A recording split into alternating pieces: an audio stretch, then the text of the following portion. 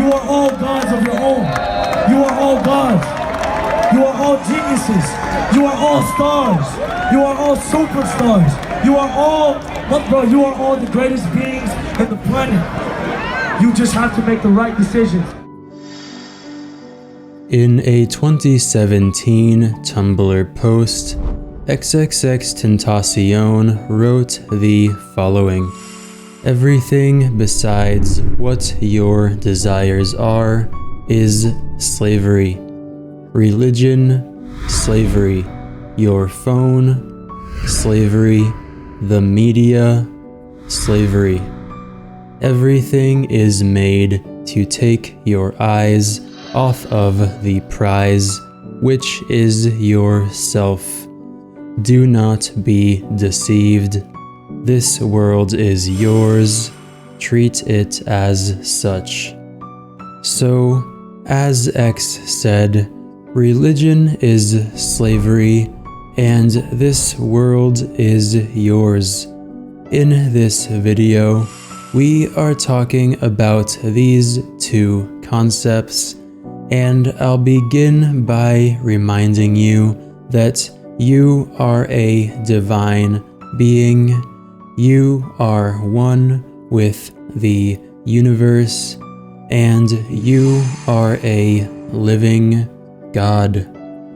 This concept is understood and respected across the planet throughout many different philosophical traditions.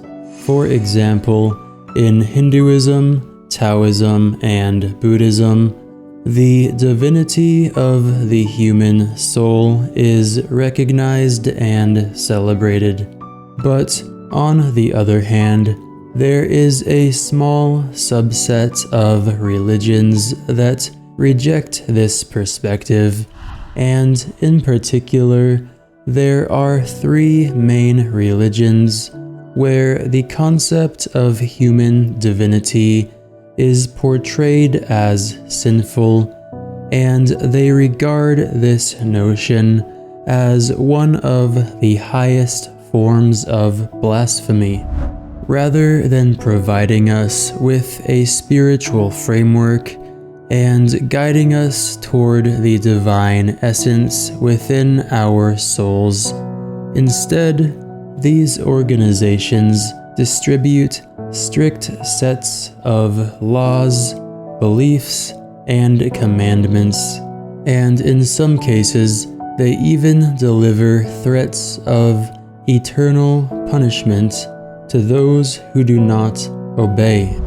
I believe that this is what XXXTENTACION was referring to when he said that religion is slavery. These organizations claim that the divine source can only be identified through their scriptures, or through their prophets, or through their institutions, or through their methods. You may have already guessed that we have been discussing the Abrahamic religions, which are the three organizations constructed around the Old Testament, the Quran, and the New Testament. Now, I have respect for all human beings, regardless of their religious beliefs. My point here is that the Abrahamic philosophies tend to overlook a few key ideas that I believe are worth considering. And let's take a look at Hinduism as a quick counterexample to see what I'm referring to. A tradition like Hinduism provides a philosophical message that is practically the exact opposite of the position that is held by the Abrahamic religions. To clarify this, observe how the most fundamental teaching in Hinduism is that all that exists is divine, and that the ultimate goal of life is to seek and realize the divinity within all of us.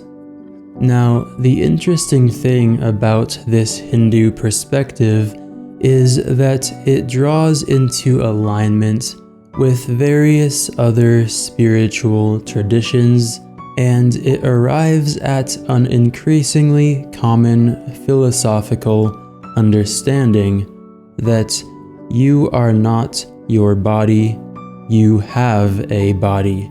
You are not living life, life is living you. Death is an illusion. Hell does not exist. You are a living God. The divine essence is within you, and you can align with this inner light through spiritual exploration and practice. Now, we can more or less refer to what I just described as the spiritual perspective, and to me, the ideas that I just highlighted sound pretty liberating, so let's call that the liberating spiritual perspective. And interestingly, from this liberating perspective, notice how all we have to do to arrive at the philosophy of Abrahamic religions is invert it. Turn the liberating spiritual perspective upside down, add in some arbitrary laws, and there you have it. We have arrived at the philosophy of the Abrahamic religions. So, on one hand, we have a spiritual philosophy of liberation, and on the other hand, we have the exact opposite. And what is the opposite of liberation? Slavery. Dogmatic religion is spiritual slavery. But in any case, just remember that the laws outlined in religious texts do not apply to you. Your highest self is an eternal spirit, and your highest self is you. So, the essence of your soul is of greater origin, authority, and power than any religious text. And anyway, that brings me to one of my favorite spiritual documents, the Gospel of Thomas, which is an early Christian text that was excluded from the modern Christian Bible. And I'll paraphrase verse number 3 and say that you are all children of the living Father, and the kingdom of heaven is within you. Anyway, if this has resonated with you, then please consider dropping a like and subscribing so that you don't miss any of my upcoming videos. And also, I think you may appreciate this other video where I break down one of my favorite X quotes from the same Tumblr post where he wrote, "This world is yours, treat it as such." In that video, I break down that quote from a philosophical and spiritual perspective, and I will link the video in the description. And anyway, thank you so much for watching. I wish you well. Have a fantastic day. Thank you again. Peace.